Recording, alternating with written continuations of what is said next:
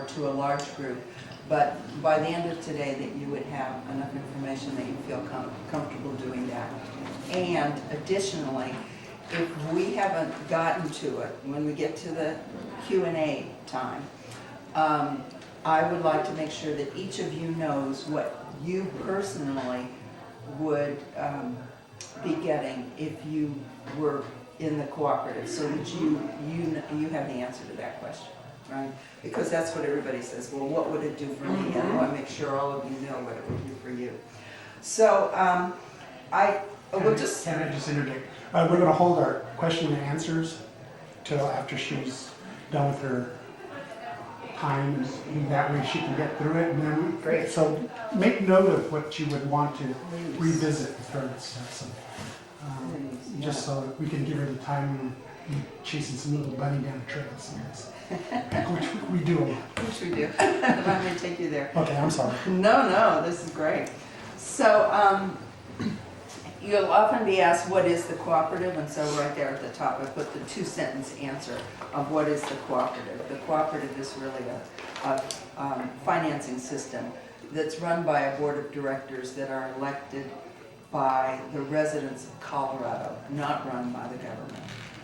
And the cooperative provides for quality, affordable, lifetime health care for everyone. And then if you take a look at that little logo to the left, this is we change the tagline every once in a while, so that may change again. But I just want to point out Colorado grown, and the own is in bold because this is a cooperative. We own it. And of course, it's for you, for us, for less because it really is fiscally responsible. So I'm going to talk just a little bit about the tips for presenting. And I just squished it all together instead of giving it a whole page because I think probably a lot of you already do presentations and this is old hat. But I'll just go through it really fast because I want you to feel sometimes it jogs our memories and we remember something that we forgot. So if you're going to have a discussion that's more than casual, and I call a discussion that's more than casual, something where you've actually made an appointment, scheduled something, then it's nice if you take a second person. And there's 3 reasons for taking a second person. One is you're training that second person so that person hears. And the second reason is it's really nice sometimes to have somebody else take notes or do observing, and you can talk afterwards and get feedback. And then the person who's doing the talking doesn't have to concentrate on or be distracted by needing to take notes or forgetting to write down something they wanted to follow up. And the third reason, of course, is that sometimes that second person has information that I'm not quite so brushed up on or something like that, or sometimes just a different voice. So it's nice to take another person when you can, and of course you can't always. And then if you have a team, and I don't know how many of you have gone as a team to talk to someone, but we sometimes do this when it's a big important person in an institution or a legislator or something like that. A whole team will go. And if you do that, it's nice to figure out ahead of time what your roles will be. And so just as an example, and of course this depends completely on who you're talking to and the reason and who's going with you, but person number 1 would do the introductions, clarify what the agenda is, what the, oh, here's my lifeline. Thank you. No, it's fine. You have to see me, right? And then did anyone else have anything else? No? Okay.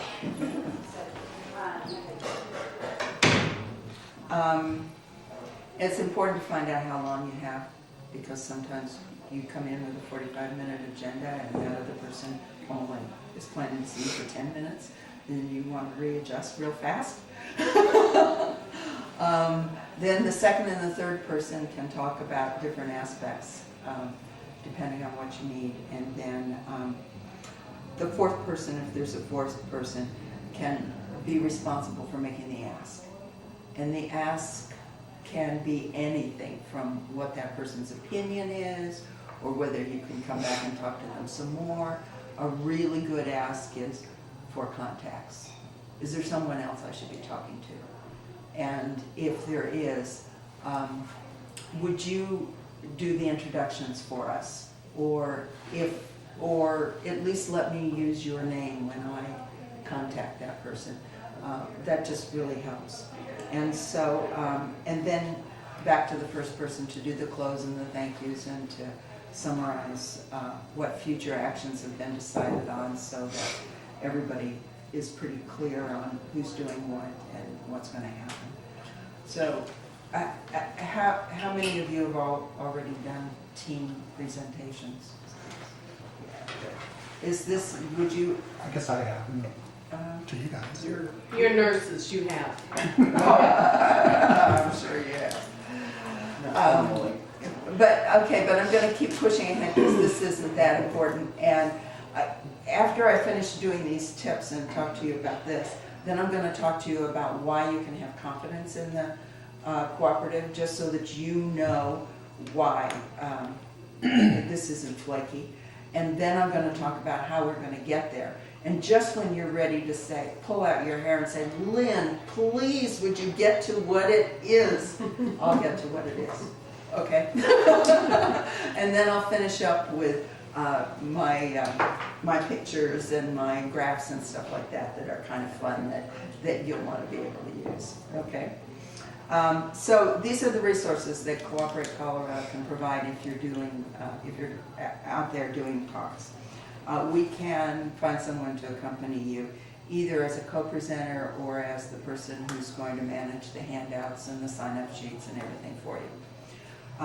We do have a number of handouts on the webpage under resources, but we don't have all of them there because somebody doesn't always get them posted.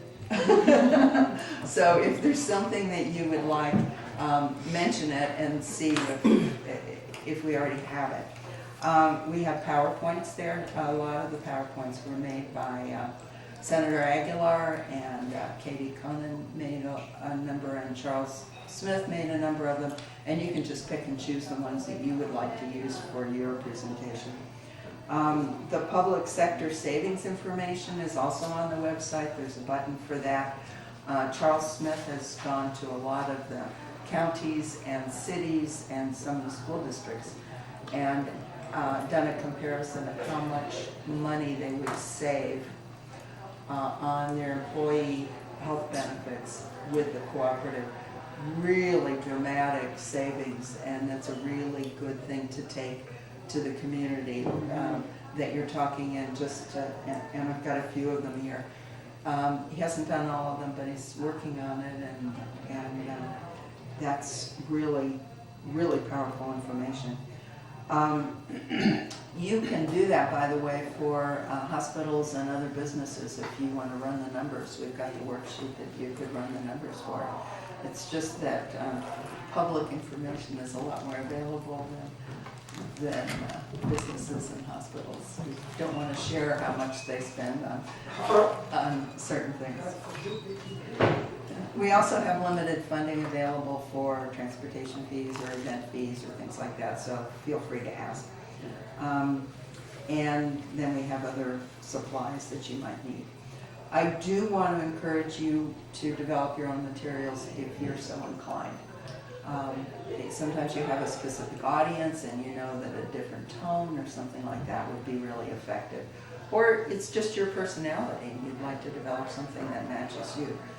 If you're willing to let other people use it, then that's terrific, and we'll put it on the website under resources and let other people use it too. The only thing that I ask is if you're going to distribute it under the name of Cooperate Colorado, or use our logo, which I'm happy to give you to use, that you get it approved, so we just make sure that everything is accurate on it. I also would ask, and this, I hope this doesn't seem awkward, but the first time that you present to a large group, that you would practice once with some,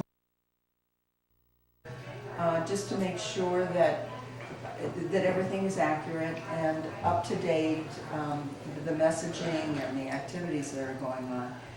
And then I think we also want to check for quality before people go and talk to a big group. And I think the nurses, this group, probably would want to do something like that too. I think what we're talking about asking the voters to do is approve the largest business in Colorado. And they're not going to approve the largest business in Colorado if they think we're incompetent and flaky. So if it goes out under our name, we need to make sure that we have some. It can be grassroots, it can be, it doesn't have to be fancy or slick or anything, because we don't spend money that way. You know, in some ways that differentiates us from the insurance companies who are slick and spend a lot of money. But we have to be accurate and competent. That makes sense, doesn't it? Okay, now I'm going to shift to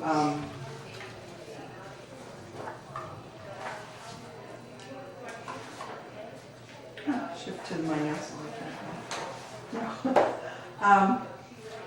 So I told you what the cooperative is in 2 sentences. We know that the Affordable Care Act, you probably already know this, has a section in 1332 that invites states to create their own healthcare systems if they're at least as good as the federal plan. And for a long time, the federal government has appreciated using states as laboratories for innovation, and so this is just an extension of that, and that's what we'd be taking advantage of. The cooperative then would build upon and correct, build upon the exchange and correct many of the problems that are in the federal plan. Problems because boy, there's a lot of bureaucracy. There's a big mess with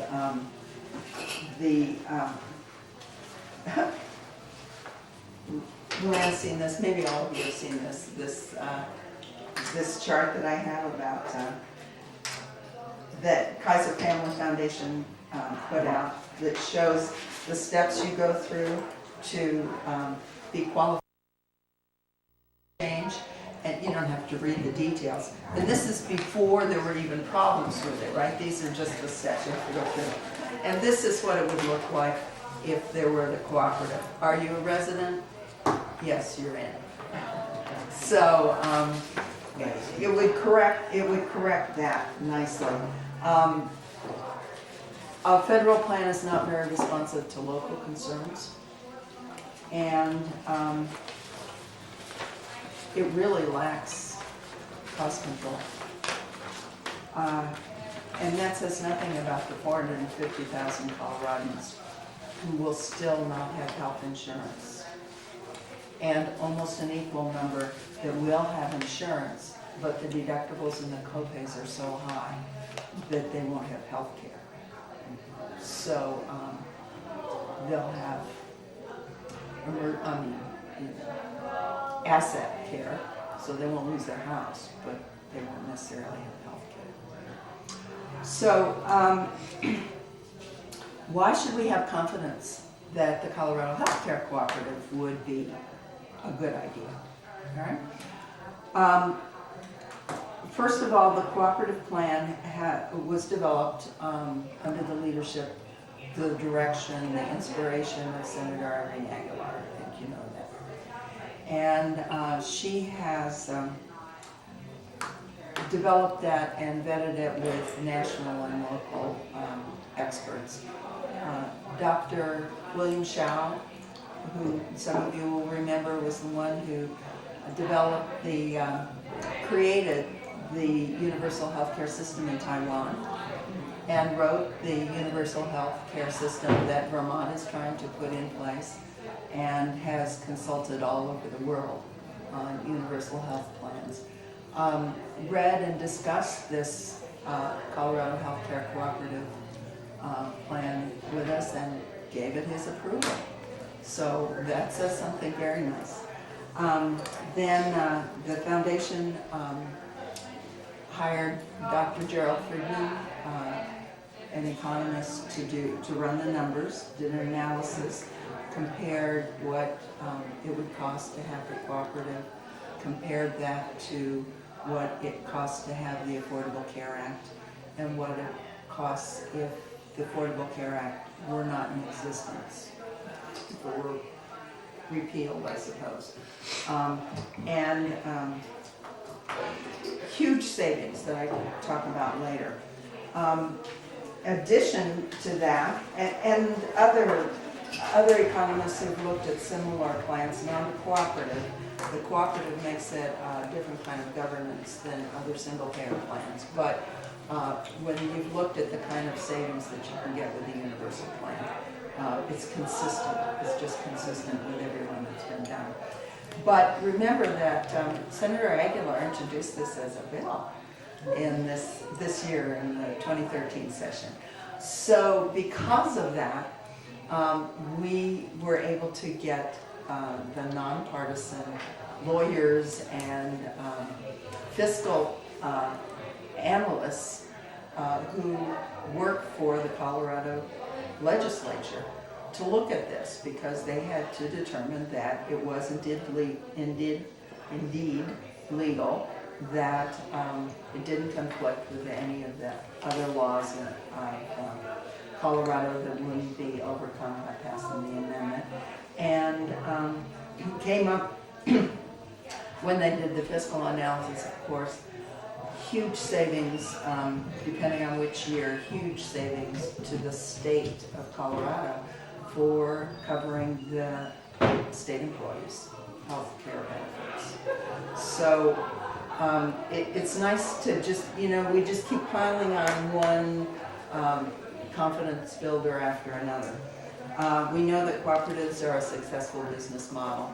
It's been around for a long time, and you're aware that REI and most credit unions, and then a lot of other ones like Land O'Lakes, and even the Green Bay Packers are kind of different kind of cooperative, but they're cooperative, right? They work, cooperative business models work. And because they respond to the needs of the members, and any savings are returned to the members, not to investors. And then we can't forget Senator Aguilar. She is highly intelligent. If you've talked to her, you know that. And she's highly committed. She wants sustainable health care for everyone in Colorado. So she researches this. She asks other people to research this. She uses her status to open doors. As you know, she's the chair of the Senate Health and Human Services Committee. She's assistant majority leader. She's a medical doctor. And I was looking at her list, I may have brought it, the list of awards that she's gotten as outstanding legislator just in the last, she's only been in the legislature 2 years. Everybody sees her as a rising star, especially in the area of healthcare. And so she's been put on national committees, and this lets her tap into, she can call up Health and Human Services and say, could we become a Medicare Advantage plan? And she gets an answer. Now, I have to admit I didn't ever try, but I bet I wouldn't get an answer. And they said, yes, Colorado could do that. So those kinds of things, it really helps. And then a year ago, we put the draft bill out to 150, invited 150 different stakeholders all over the state to give feedback and to talk about what problems they saw, what maybe we didn't anticipate, what could be corrected, that kind of thing. So, and we will continue to do that until The initiative is actually, well, probably until a year from now, will stay open for making corrections. So if you see anything or if somebody else wants to be involved, let them know. I think we'll repost it on the website in January or February so people can put their input directly to the website. So I'm just kind of telling you this so when you go and talk to people, you know that you can be really open and invite them to be open. And the cooperative will succeed because it works in the interests of the members. And it only works in the interests of the members if everything is transparent. And so we want to walk our talk even before we have the cooperative. We have to be transparent, and then we have to be accountable. You can't be accountable to the members unless you give them the information that they need. So those two go together. And you'll notice sometimes now when they talk about reforms, they're talking about how you have to be open about how much hospitals charge or how much, you know, those kinds of, the different fees that are charged. That transparency is really good. But if you don't have to be accountable to anybody, it has, you know, it comes up just a little bit short. So if you have to be accountable to the residents of Colorado, that's more significant. Somebody's holding you accountable. All right, so how do we get there? How do we get the cooperative? And I just want you to know this because you'll be asked this question. I don't know how familiar all of you are with the political process of running a citizens initiative. So I'm just going to run through it. I know I'm talking fast and I'm giving you a lot of information, but I think some of it's just refresher, and so it all makes sense. And you are jotting questions, right? All right, so you know that we intend to run a citizens initiative for a constitutional amendment in November of 2015. Constitutional amendment is a controversial prospect. A lot of people say, please, we don't want any more amendments to our Constitution. It's long enough.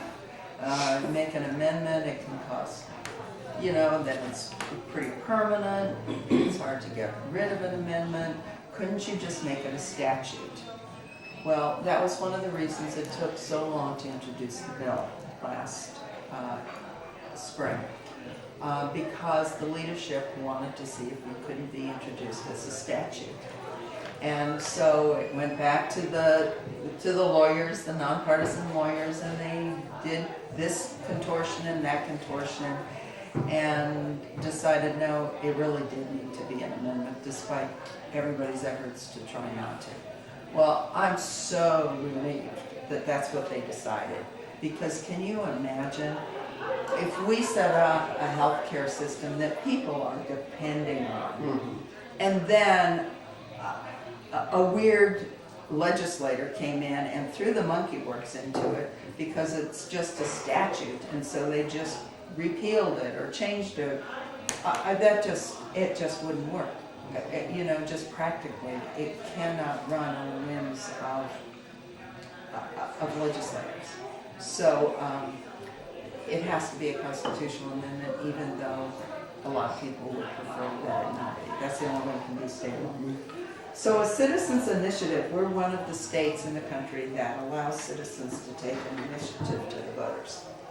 And thank goodness. Thank goodness. The way this works is that, and these are the plans right now, and you know, you have to be flexible, but these are pretty well developed plans. That we will take the initiative. The bill was about 27 pages, so it's not 150 pages or 900 pages or anything like that. You don't want to put too much specificity into it because you don't know what the world will be like in 20 or 30 or 40 years. But you want enough specificity that it keeps the rights of the residents of Colorado in the forefront. So we take the Citizens Initiative back to Legislative Council to have them look at it to make sure that it's legal, meets the legal requirements of Colorado.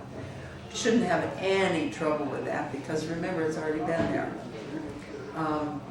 And then once they raise any questions that they have or allow us to fix something, then it goes to the title board.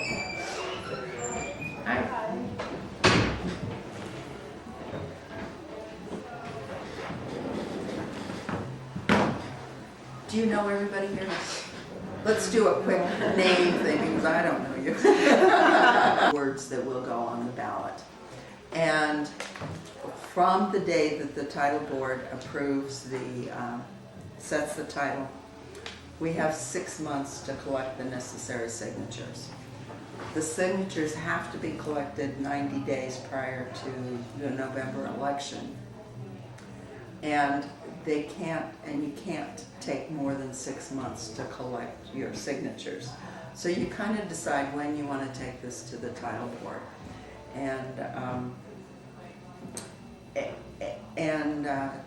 But I expect that we would take it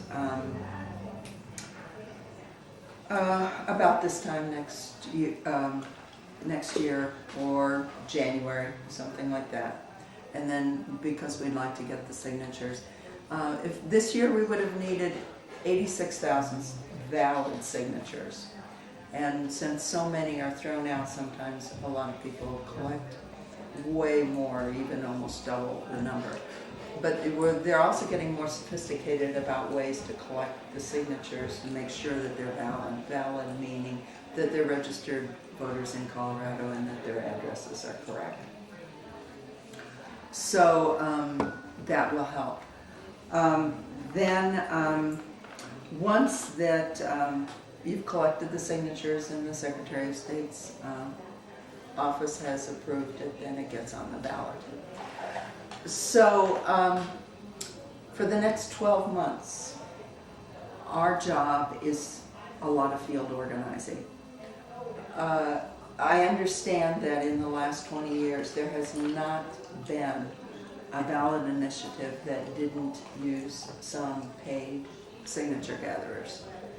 And signature gatherers cost $1 or $2 per signature.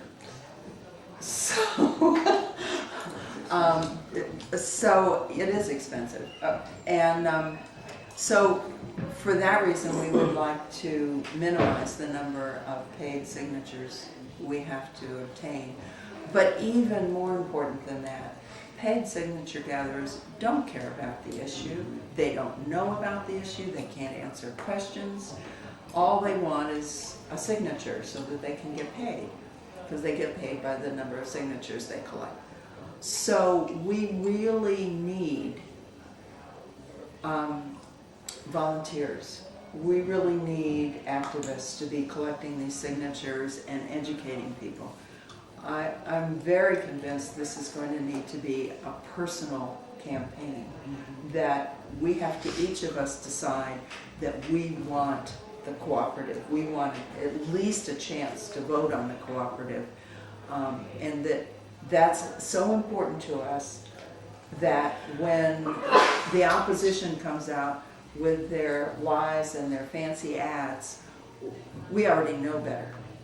And so that's very personal, and that's not what paid signature gatherers will be able to do. So for the next 12 months, we'll be trying to organize all over the state interest groups like this, like the nurses, faith groups, physicians, Latinos, and geographical groups, any kind of organizing that we can do. We try to have a local person or the group person have somebody who would be willing to do the organizing for the signature gatherers and train the other people how to gather signatures, and have a buddy so that if something happens to that first person, her husband or his wife gets a job out of state or something, that we have a backup already ready to move in and to take that kind of role, and knowledgeable enough so that they could answer questions, and we can organize right now by getting people ready to sign on as potential petition gatherers.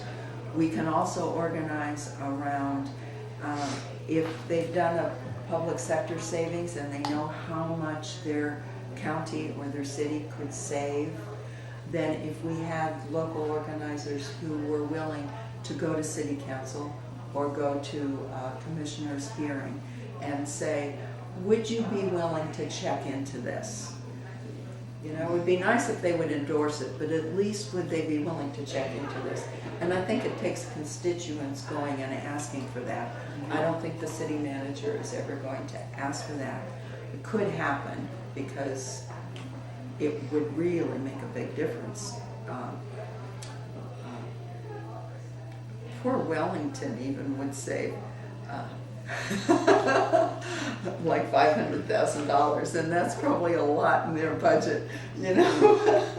So, so we can use those two things as organizing ways to get things started already, because people like to do things right away, and also letting them know what the cooperative is, because it's not a big change, but it feels like a big change, and so we need to do a lot of educating.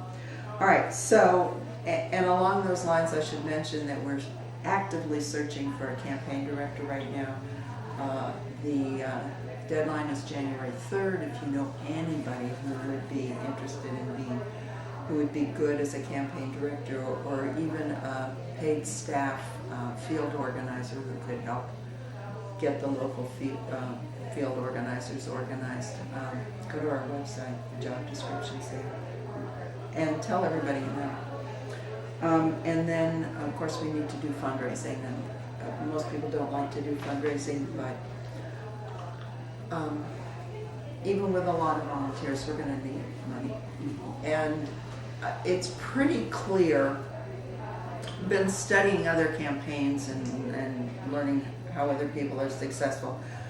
12 months from now, or especially 18 months from now when we have the signatures, then people will be willing to put in their money, and we will have money to run a pretty substantial campaign.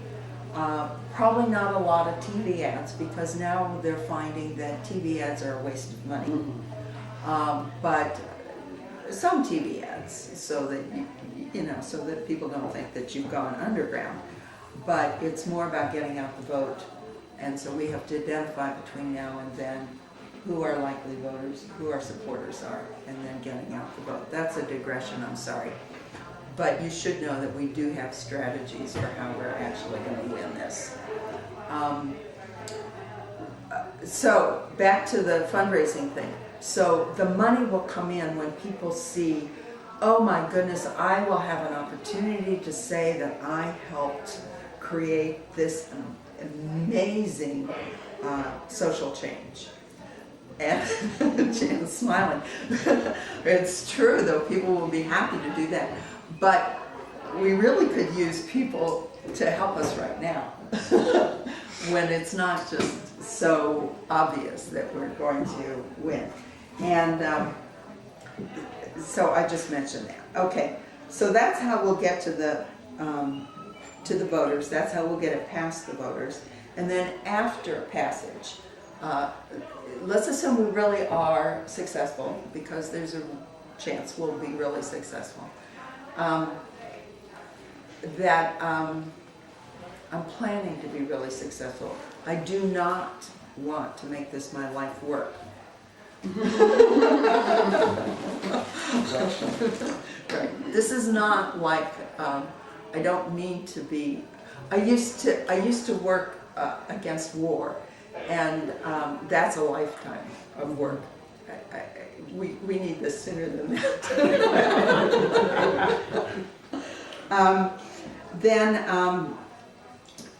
the governor and designated leaders in the legislature, both parties, appoint interim board members to set up the cooperative. And in January of 2016, the Department of Revenue starts collecting a 0.3% income tax for startup fees. And I was trying to figure out what to compare 0.3% is. And I didn't do a good job, but I know that in Louisville, my sales tax is almost 8.5%. So that's a lot higher than a 0.3%. So I don't know if that. And then we'd apply for the federal approval to run this as our state system, so that the federal money would go to the cooperative. And then they have a year or two to set up, to put everything in motion. And that's going to be a huge task in some ways, because the governance, one of the big things is that the elections will be fair. It's written right in the initiative that the interim board is directed to come up with election rules and campaign rules that will manage the outside influence of money, so that it's kind of interesting, we could have a cooperative that actually is a lot more democratic than our government. Certainly than the national government. And so that's pretty exciting. So that would happen during the first year, and it might take them 2 years or 18 months, I don't know. Then coverage begins, premiums start being collected by the Department of Revenue, and payments are being made for treatment. And the premiums are collected based on income, so that during the periods of your life that you are not making as much, you pay a smaller premium. And when you're making more money, up to a cap, there's a cap, $350,000 or $450,000 for a family. But up to that cap, you pay 9% if you are self-employed, 9% on non-payroll income. If you get payroll income, the employer pays 6% and the employee pays 3%. And one of the things that we know is that, for example, the cost of an average family policy right now is and this is if employer's providing it, is $16,000. And the employer averages $11,400 of that, and then the employee pays the rest. This is, and then there's still co-payments and deductibles that have to be paid out of pocket. But for comparison, if you made $100,000, which probably nobody in this room does, but it makes the math easy. 9% would be $9,000. That's a lot less than the $16,000. And and it's good for the businesses too, because 6% is a lot less than the $11,000 that they're. And this is assuming that you made $100,000, and with the cooperative there aren't any deductibles, so that out-of-pocket costs are covered. So it's really, really a much better. So back to, but I wanted you to know that that's how it'll be paid for. And so the coverage begins, premiums are collected, payments are made, And there's an elected board now that runs the cooperative, and the elected board is elected 2 representatives from each of 7 regions in Colorado, and then 3 at-large board of director members. Okay, now you're saying, okay, Lynn, all right, tell me how this works. You know, it's interesting. I told you it was a financing system. And so right now we've got a lot of good pockets of healthcare, delivery and facilities, and we've got a lot of good healthcare in Colorado. And we don't need that to change. We want to keep what's good. We want to enhance what's good. We want it to meet the local needs.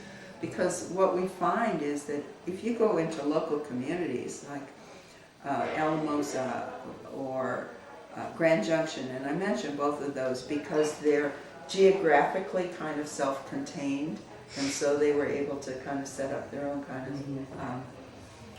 health systems. They work really well because they're local, and the providers are willing to make concessions and work harder to make it fair for their the people who live there because it's local. And you don't see national doctors being willing to you know, if it's local, people care and they figure out how to make it work. And that's the way we would like the Colorado Healthcare Cooperative to work, is really let what works work and coordinate the system, because that's what's wrong with the system right now, is it's just splintered all. That's one of the things that's wrong. It's splintered all over, and it's not integrated, and good things are happening, but bad things are happening too. And there's no reason the bad things couldn't be improved. And so the Colorado Healthcare Cooperative intends to coordinate the systems. And I told you that the 2 things that will really make a big difference is if you require transparency, and you can do that if you're holding purse strings, can't you? When you're paying for things, you have the ability to create some changes. Transparency, and then if you make that information available to the members, then you have accountability. And then you have real accountability to the people who are using the system, not the way insurance companies now are accountable to their shareholders in terms of making money and not much else. And so we just need to turn that around.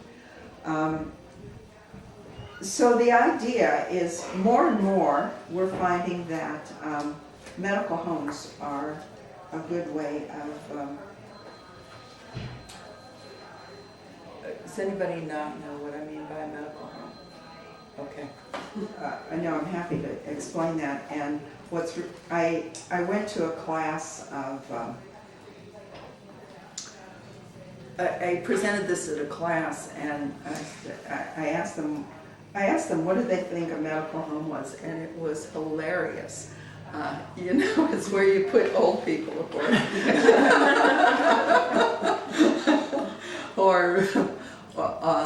or they had all sorts of really good answers to what a medical home is. Medical home is a person or a facility that's taking responsibility for keeping you well. And so that can be a doctor, it can be an advanced practice nurse, it could be a clinic, it could be a safety net facility, it could be a mental health facility, kind of depending on, it could be a cancer clinic, it could be whatever that person most needs. Somebody's responsible for keeping them healthy.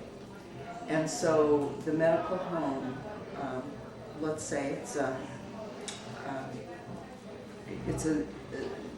well, they have to be networked.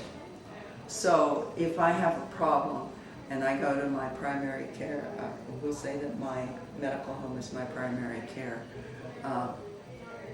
physician, but I wouldn't mind if it was a nurse practitioner. That would be okay with me. And I run into a problem then, and I have to go to a specialist of some kind, that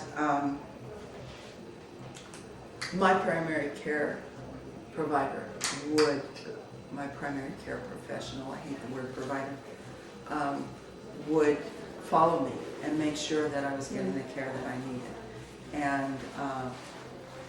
And it wouldn't have to be, so if this is my medical home, it's just a person or a facility.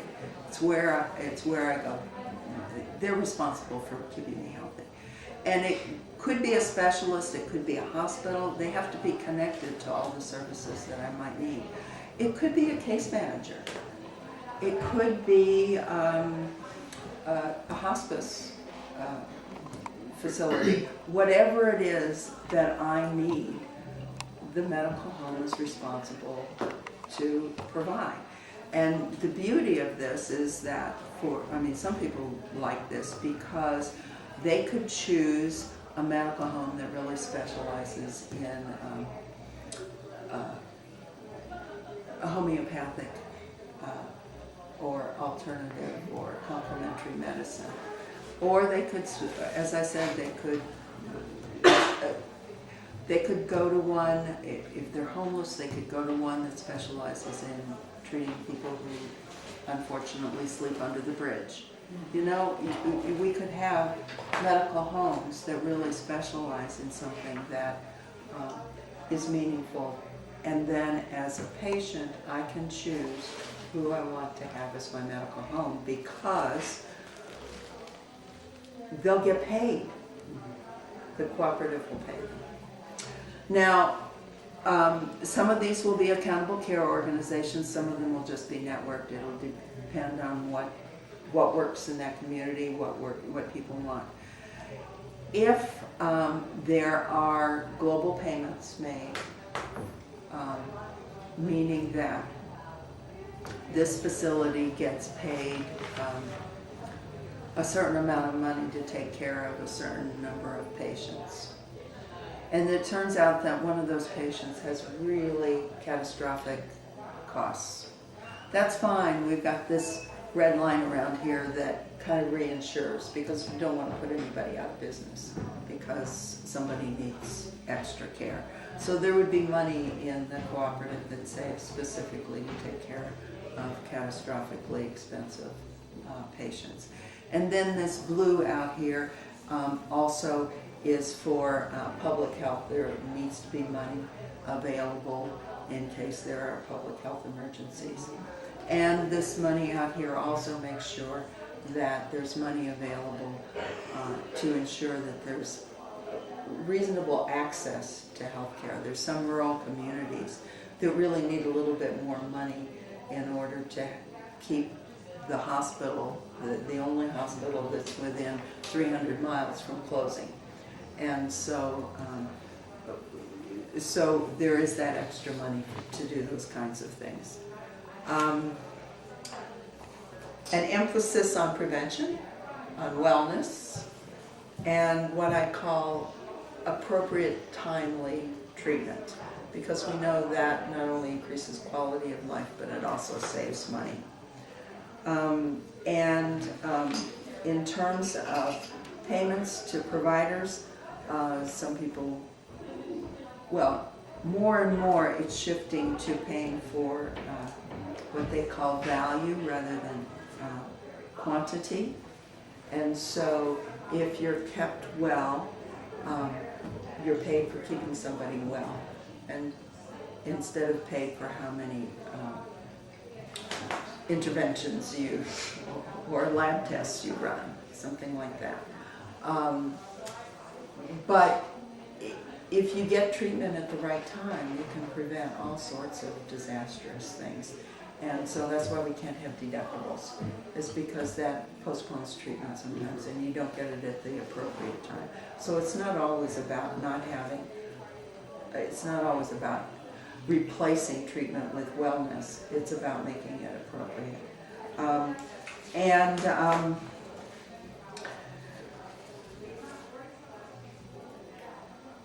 The smart card. This is a prototype of what the smart card would look like. It looks exactly like a credit card, doesn't it? And there are dumb cards, like like a gift card that you use, and all it does is tell you how much money you have left on your card. And then you got a smarter card, like a credit card. And then there's a really smart card, which can contain your encrypted medical history as well as billing information. So, and these are used in many parts of the world. It's not, this is not a major IT invention that still has to be done. What this means then for the patient is that I can go to any provider that I would like. That provider will be paid by the cooperative. So I don't have to worry about whether I'm on Medicaid. There's no such thing as Medicaid anymore. I'm a resident of Colorado. I get health care in Colorado. So I don't have to change providers when I change jobs. If I go to work half-time instead of full-time, I can keep my same health care. All of this, it just simplifies. I don't get reams of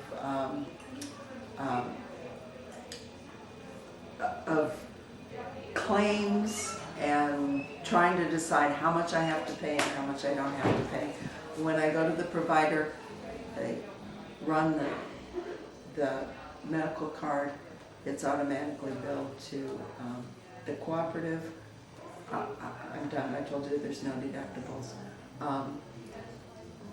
There may be deductibles in certain specific cases or co-pays in certain specific cases, but always waived if that would interfere with appropriate treatment. The idea is to not have any co-pays or deductibles. We also have to make sure this is sustainable and that we're not promising something we can't keep.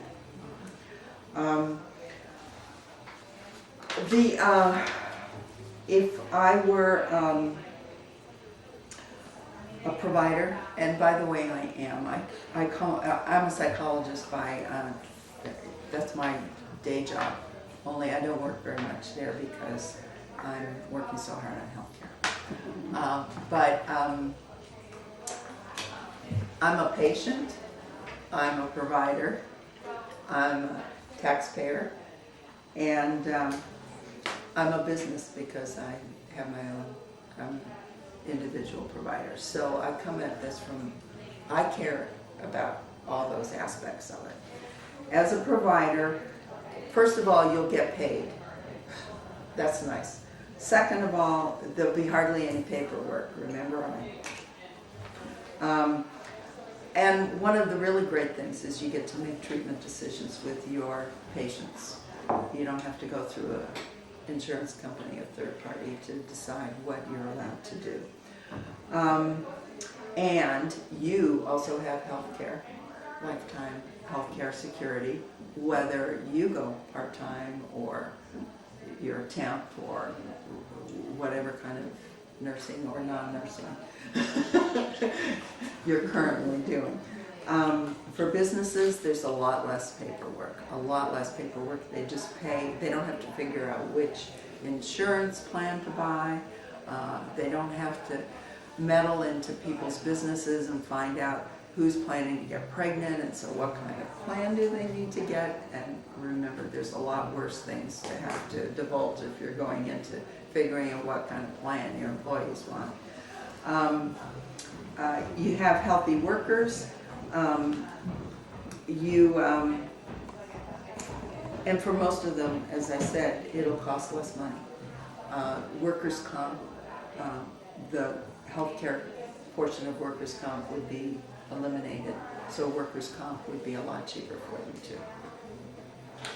And this makes them more competitive with other states and with other countries. And there'll be fewer bankruptcies in Colorado because people won't go bankrupt because of healthcare needs, and so more businesses will get paid by their customers, right? And then for Colorado, a big thing is that all the healthcare money would stay in Colorado. It wouldn't go to these exorbitant salaries that there are not many huge executives in healthcare insurance companies that live in Colorado right now. And so all of that money would stay here in Colorado. That creates jobs, it increases tax revenue, and then I already told you that there'd be less money spent on state employee and local employee healthcare. The benefits, because Friedman ran the numbers, we know that there's enough money in the state right now being spent on healthcare to cover all of the residents with better than platinum health benefit plan. The platinum plan I'm referring to is the one that's on the exchange. And the reason that, and that's the best one on the exchange, and I think hardly anyone is even offered the platinum plan. They're offered the silver or the bronze, or the gold.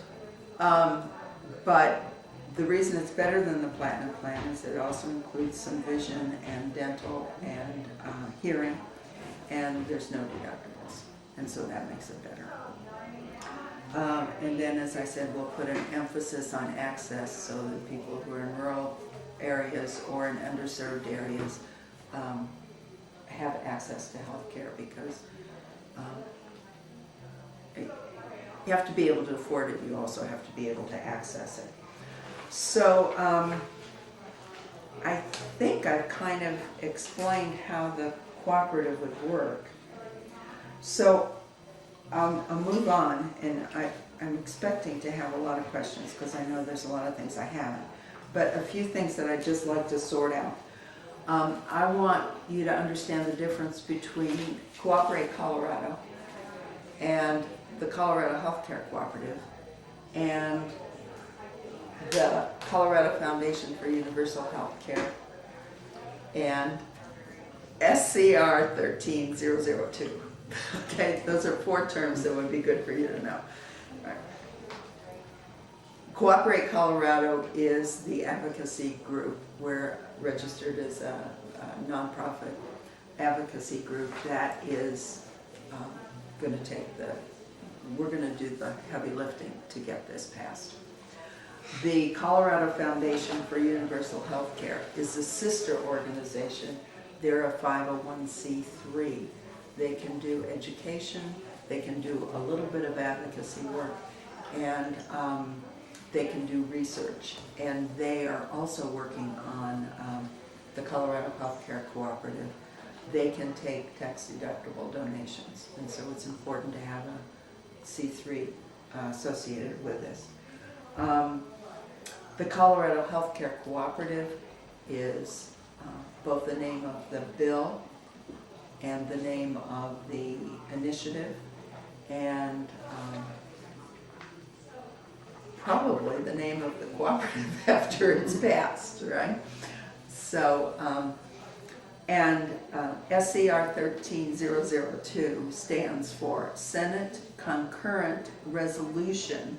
13 means it was introduced in the year 2013, and 002 means it was the second concurrent resolution introduced in the year 002.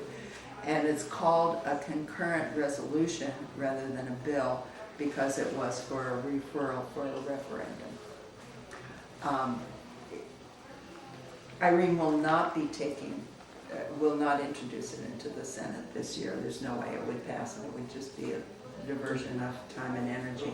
But it was very, very good to have it introduced last year because of all the help we got from Legislative Council and Legislative Services, and because a lot more people know about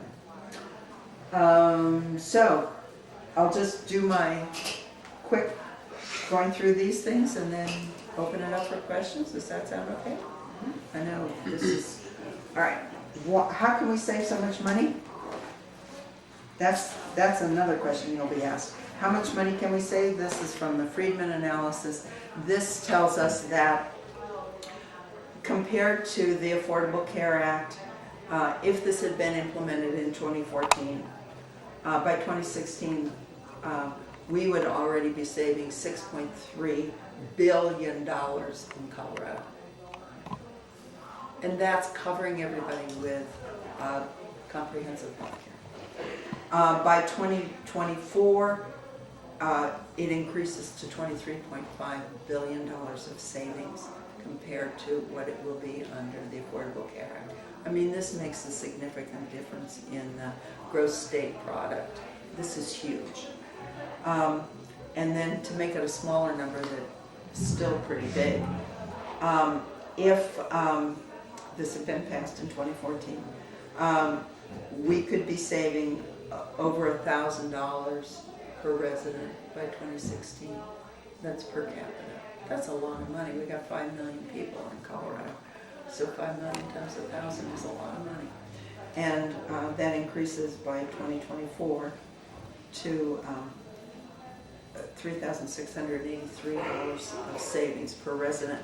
Now, if you look on this chart, you'll notice that compared to no Affordable Care Act, it's still huge savings. The reason it's not as big is because if they repealed the Affordable Care Act, there wouldn't be as many people who even have insurance. So it's cheaper, but there aren't nearly as many people. With the Colorado Healthcare Cooperative, every resident will be covered. It's universal. The number of uninsured and underinsured is 0.0001, and I don't know where that person is hiding.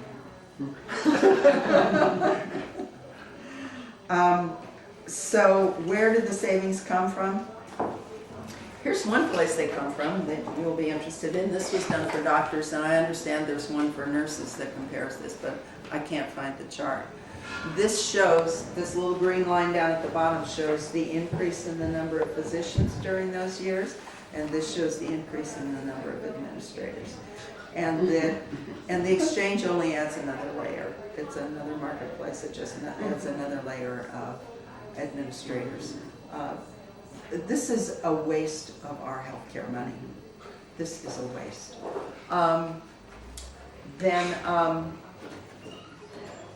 The Institute of Medicine put out this study, and I maybe should make it into a bigger one. It can be, it's on a slide if you want to ever do it that way, saying that we waste 30%, or $750 billion in the United States.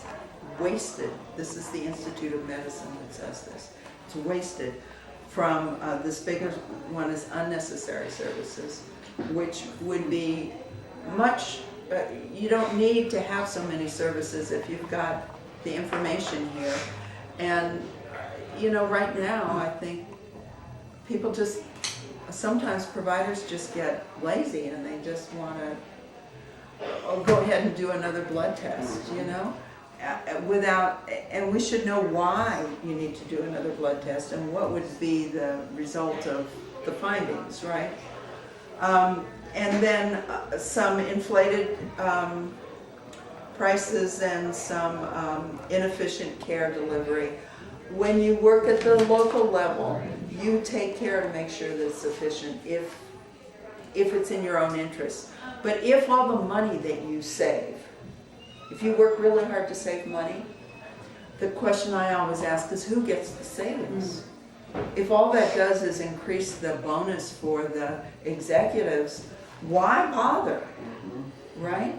But if it's our cooperative and we get the benefit of it, well then that makes sense. Then we must use our brains and get smart. This shows how much in a physician organization, how much money is wasted just doing claims processing. So if you use this, right there is a huge amount of savings, right?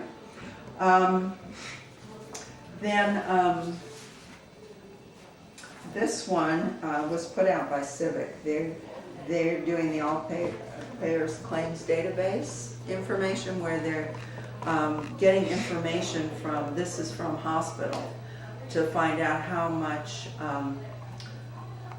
they pay compared, and this is, I've got two of these so you can, this is small to read, but this compares the blue is the commercial insurance, and the orange is Medicare, and the green is Medicaid.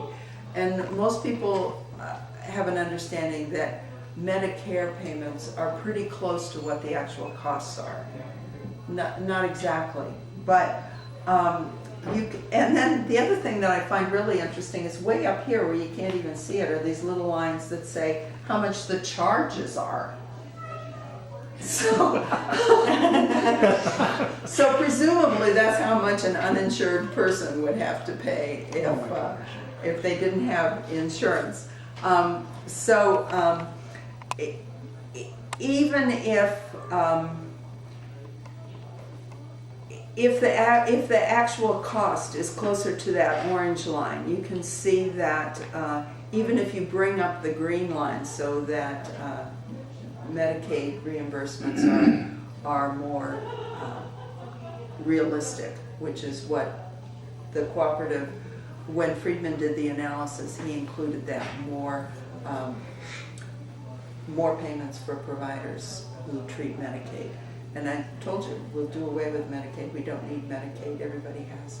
We'll take the federal money for Medicaid. Everybody has it anyway, so. But we won't qualify. We won't say, oh, you made $1 too much. You're not on Medicaid anymore. Any of that. So that's where the savings comes from. And I'm pointing these out so that when you go out and talk to people, you can use any of these materials and more. And I have to tell you that this one is, this is one of the favorites. That's dramatic. And this is one of the favorites. Yeah. So, and we've got those right on the website, and we can do that. Then the other things I have in here, well, I want you all to be able to take some of these. You could take some of these if you want. We've got business cards you can take if you would like. Why Cooperative. We've got a bunch of different things that I'm not, it's overwhelming enough what I'm talking about. And then here are some of the samples of how much savings there would be for different counties or communities, but these are all on the website. And if you go to a community that doesn't have one of these, you can either get the workshop sheet and find out for yourself, or just contact Charles and say, I'm planning to do a presentation in such and such a place. Is there any way that you could get that information to me before I go? It's worth it. Chance. So, you all feel ready to go and talk now? Was Break, excited. sorry. We should take a break. Take a break and then do questions. Just a quick, there's a line.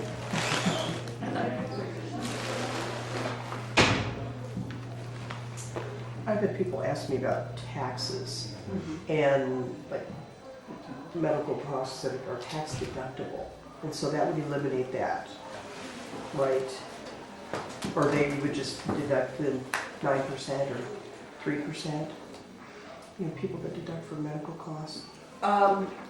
The reason that we want the businesses to pay the payroll tax is because there is a tax deduction for businesses to pay.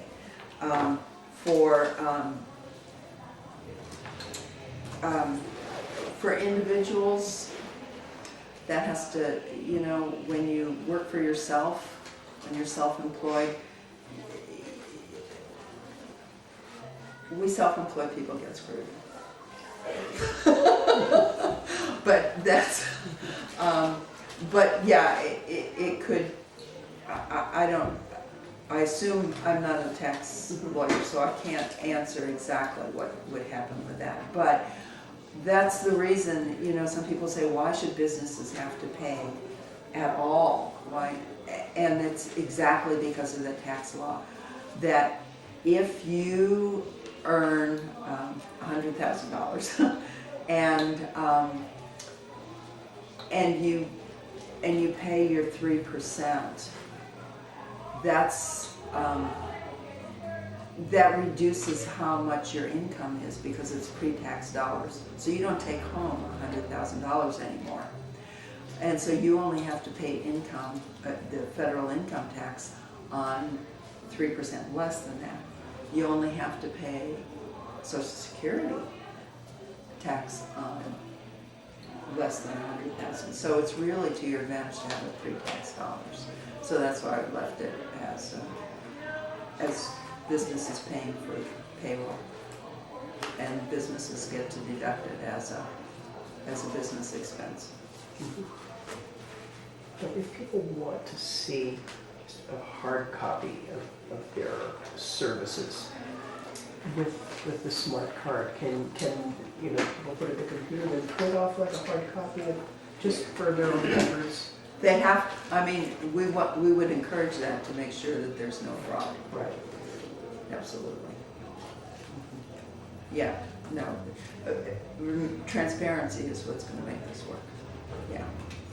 I'm going to pass out 2 more things to you, just for you. And if you go, when I do a presentation, I don't usually bring all this much stuff, but I wanted you to kind of get an idea of a little bit of what's available. This is the highlights of what the initiative would be, and I said we're still open for it, but it takes some, or I mean, you take one or as many or several if you would like to. It's pretty heavy reading, but it tells you what the bill says. The 27 pages is summarized as 1 page. So, and this is what we call our user-friendly flyer, because it seems to explain the cooperative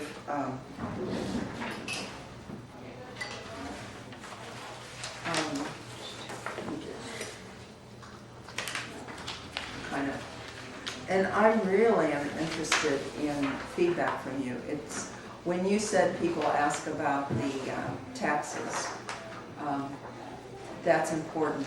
And oh, I know what I want to ask each of you. Do each of you now know what it would be like if you, for you personally, with the cooperative? I'm sorry again. Do you know, John, if you were in the cooperative right now, what it would be like for you? I have a pretty good idea. Okay. That was my question. I want to make sure everybody As knows. participants, Yes. as We got the card. consumers. As patients, as providers, as whatever, yeah. Would you know? So it's personal to you? Oh yes, oh yes. I know you do. I'm not real clear about, you know, how it would be. How it would be as a provider, but you know, I've been helping you with this for about 2 years now, so I'll catch on. Well, it's interesting how many providers even doctors, how many doctors are salaried right now in Colorado. It used to be that they were mostly independent or in small clinics, and the graduating classes, most of it anticipate being salaried. And I think part of that is because they didn't want to deal with all the mess of having to do the billing and get the claims denials and being told what kind of treatment they could get and all of that. You're nodding like that makes sense to you? Oh, absolutely. I worked for a physician for quite a while. And he's now working for Kaiser. And I hated it, but getting used to it. I had a doctor ask me, you know, what would it be like for me? Am I going to get paid for whatever? And I said, I don't think it'll change anything. you won't have to mess with a lot of stuff. So you won't have, you might even have as much or even more income because nobody's messing with your, what you're, you're charging for, and Yeah, so. eliminate some staff positions Yeah, in your staff office. and all that, extra you have to go through and pay out of your pocket as a physician. I said, so just think of that. I said, just think you won't have to mess around with insurance companies and trying to have them dictate how you should practice or within the confines of what they're telling you. So he was like, wow, okay. I said, just think about that. So and as a nurse, I can see that because and Jan probably sees this more than I do, because she's doing social work and nursing and whatever, and she has guidelines that are set by Medicare, Medicaid, insurance companies, whether they got insurance or not, and whether or not they fall within this category and stuff, and take care of the patient,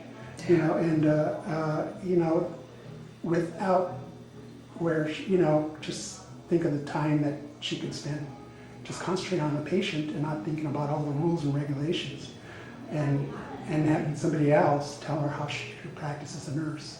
And us that are in hospital situations or clinics and stuff, we would have none of that as well. I'm looking for it to be less charting, your PYA charting is what we call it. Yeah. And because we wouldn't be trying to meet specifications for care and proof of care from Medicare, Medicaid, and insurance groups themselves, which are poking their noses, I hate to be real radical here, but poking their noses in our business. And, our business is the patient, and we don't need insurance companies and people that are not at our level telling us how to take care of patients. It's in our experience, our ethic, and in our education. If they want to do that, then they need to become a nurse. Yeah. And that's how basically how I feel, and that's basically why I am more specific towards nurses rather than general public. General public's fine. My neighbors, whoever, it's fine. But I feel like nurses are important in this whole thing. They need to, because they're going to be. There's tremendous opportunity for them to be empowered to do what they are trained to do and called to do, and that is take care of patients like they've never experienced before, and actually see results. So that's my 2 bits. And last time that we met, I was asking about the Colorado Nurse Association. and the paper. And then, of course, this time is needed the voice of nursing and access to care. And this is about Connect for Health Colorado. And what can you tell me about that? I thought Connect for Health Colorado was going to be folded into the exchange, so I don't know. Oh, well, it talks about, Medicaid, and so this isn't competition. This is helping access. Is this an access thing? Connect for? Connect? Yeah, Connect for Health Colorado. Yeah, no, that's, It's Obamacare. Obamacare. Yeah. Is that what this is? Yes, to try to get Colorado on board to bring them to the exchange. Well, perhaps for the next issue, could you write an article for Or we could. Colorado Nurse, or help us do that? it would be great if it came from you, and I would be happy to help. Well, I think we need to do that. and I agree, and I think Think about the timing. Well, You might more than once. We need to do it more than once. Yeah, you do need to do it more than once. How often do they come out? I think it's quarterly. Are you a member? No. Okay. well, we should take a fund drive and make you a bona fide member. Yeah, there you I go. just got it, I saw that, and was like, yeah, this is a lot. And that is actually something I wanted to talk to you It's guys. confusing. It's Talk to you. confusing. talk to you guys about. I mean, and because after the meeting, I was going to go ahead and try to bring up some points. Everybody's kind of looking at me like, you know, it's John's show, and I feel like I need help. I got a life, and so yeah, my usual thing is like I'm still the guy that's trying to drive it, you know, and I don't mind it. I'm impassioned about it, you know. I'm just like, I want to see this so bad, you know, not just because I'm a nurse, but because I'm a resident of Colorado, and because, you know, I feel like people need to be treated as humans. But anyway, what I was going to cover is something a lot like this. I want someone to work with taking input for nurses on what's important to them as nurses. I need somebody to do that. What they would want to input on their what would they want to input on their practice? We need to start thinking about let's see here where I had your thing. Nurses need to person to design an invitation letter and contact nurses on co-op nurses list through ANA, CNA, nurses groups, ideas, those type of things. So yeah, CNA, ANA, I need to have somebody start talking to them, because I feel if they're on board and they see it, you know, I think you know, we've got it sewed up. CNA doesn't really represent many of the nurses in Colorado. No. They're a very small number, and Yeah. they're mostly executive nurses, right? Right. Uh-huh. Yes. And so I did have a relationship with Fran Ricker, but I know that now she's gone, I have to start again. And if somebody wanted to go with me to talk to the new ED, I would be pleased to try to set that up. Or there may be other organizations that would be even more effective than CNA. There's definitely a circulation, because I don't belong, and I certainly get it. I use it for my briefcase. I think everybody, we get Everybody's two a of them member. in our house. Everybody that has Everybody's who's a nurse is a member. Yeah, De everybody- facto. Huge circulation, whether Well, then whether that's- it's everybody who has a license in Colorado gets a Right. copy of that, and whether Oh, they that's read it or huge. not, you know, and we read it and we think, Yeah. gosh, this has had nothing to do with being a nurse. Yeah, You know, no, it doesn't. a lot of stuff It is doesn't. just very internal and stuff, but that doesn't mean that I think those people, if they could start changing their viewpoint and be persuaded to really catch on to the cooperative, then I think this will become more important to nurses, and have more impetus for the cooperative. Well, But we need let's to push that way. start that dialogue. We absolutely do. And I know that And they're it can't be, constricted, it's not gonna be, not gonna be home. I would go with you. I would go with you. All right. but I want nurses to be Thank you. heard, you know, that I. Well, and that's the whoever's thing going- that they've told me over and over again. The two things that they needed is that nurses need to be heard, and they need to be allowed to practice to the full extent of their license. And this would do it. Maybe this is that I'm talking out of school. I want to talk as if Lynn is not here. Okay. Lynn is such a sensitive person, John, that I want to encourage you, if you get overwhelmed and you feel so burdened down, because I have felt that way on occasion, you can always go to Lynn and you can say, I've had it up to here.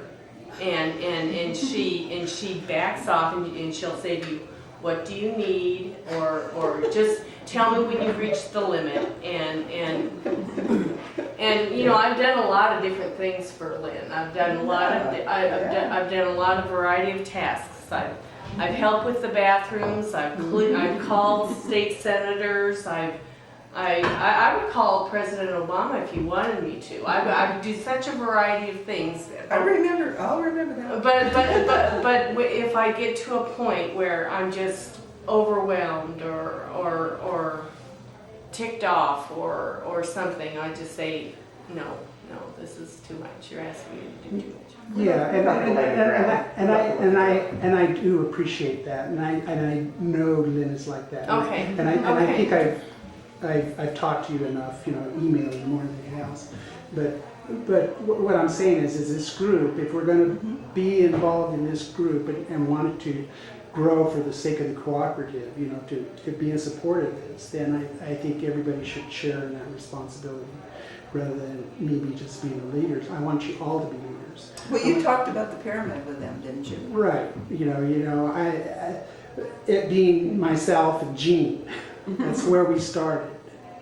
And then, you basically, and then everybody gets 2 people, or 1 or 2 people, and then they get 1 or 2 people, and then it starts to build out from there. And so, so I just want to, I guess what I want to do is say, encourage people to make themselves available.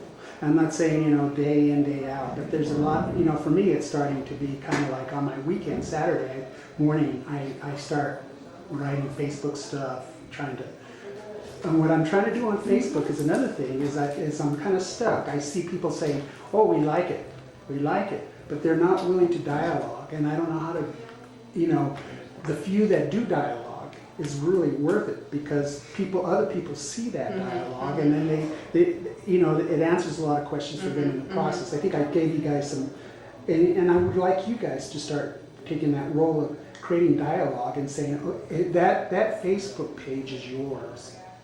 I left it open for everybody that's a liker to be an administrator. And if you have any problems with that, let me know, and I'll figure out how to let you in. Because I feel like if you see articles or something like that, feel free to put them on there, start dialogue. But I feel like that's what's missing right now to me. Yes, it's really cool, but on the other hand, I want to see more dialogue with nurses, see what they're thinking and what's important to them, and so we can start, talking to them about how the cooperative is going to benefit them in their, nursing struggles. I think you'll see it as we start to exponentially grow. I mean, there are a lot of nurses who talk too much. Nobody in this room. But But this is a holiday. but there are a lot of nurses that'll, I think They're asking questions. Yeah, Asking questions. Yeah, and that, but I feel like, if you have something to say, or you want to generate some talk, whether they agree with it or not, better if they don't agree with it, so we can have that challenge, and we can, at least we know what's important. And so that's kind of the thing I would like to do with the Facebook. So this is just by way of encouraging everybody that the Facebook page is yours, and that's kind of what it's there for, and I want to focus on the nurses, at this point. So those things I think I can talk to you on email and stuff, and we can dialogue. I wish Megan was here. She actually called me one time with the idea of the Facebook, and said, why don't we just create a page with Facebook? And I said, I've been thinking about that. And so, feel free to call me. The other thing I think, I hate to digress and stuff, or go somewhere else, but this is the time for the bunny trail. Darcy, we've been talking about a town meeting. What? A town meeting Town meeting. that's an excellent idea. for healthcare providers. That's an physicians, excellent idea. Anybody that has anything to do with healthcare, whether they're in a clinic, home care, wherever. But we need to get the word out to them, Right. and we need to figure out a time, the timing thing, when that will be. Because I would like, people to hear it, but also be impelled like we are impelled to step up and do something. Whether it's supporting us at the ballot, signing the thing, or actually going out and getting petitions. We need those workers by the end of the year, I guess, right? yeah, in place. This year or? 2014. Okay. You know, Jamming. well, what we do have now is a project that's in its infancy, but starting up in the next few weeks, to really hit the caucuses, because that's where the That's right. voters are.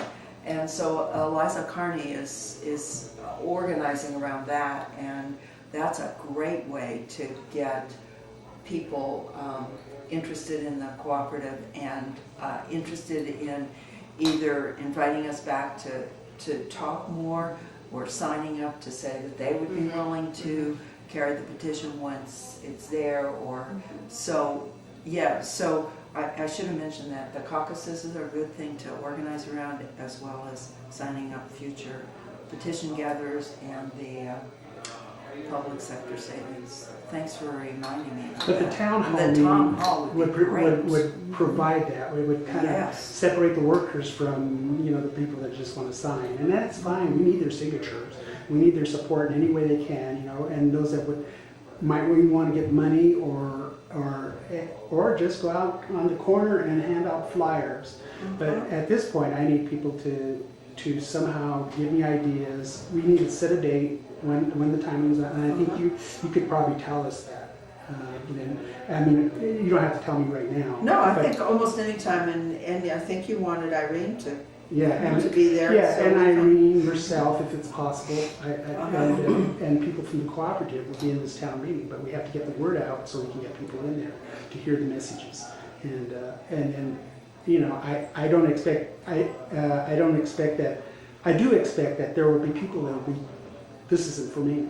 You know, what am I doing here? You know, this, for whatever reason. You know, but I think that there are people that will be, if we, you know, just by being transparent, open, honest, will be taken by it, and like they should be. And you know, we'll get those people that sign, or get those people to say, what can I do right now? I want to do something to help. And I think those are the people that really want, you know. And so that's kind of what we're going towards. And I was thinking more towards summer. I think if everybody's in the summer, then they're going to be on vacation. So that's kind of, and I don't want to wait too long. No. I don't know, but to try to get that out. So it's going to entail CNA, getting a letter in CNA, or getting an ad in CNA, getting an ad in all the local sentinels and papers and wherever you're at, and saying, healthcare providers, come to this on healthcare. Which is kind of what I was thinking, that something I could do, especially now that I'm not employed as a nurse. It would be a nice opportunity to get together with the nurses I know That's up there, because, you know, it's, I like them. You can talk to them. Yeah, you know, I don't know if they'll all agree, but probably Oh, most that's- ones I know will, but, you know, Yeah, it's that's a great. periphery, you know, just for a starter, but kind of in a more informal thing once I Oh, felt yeah, informed. yeah. And then maybe, we'll And just you- see, I've never really participated in And you could anything take like it on this. the road.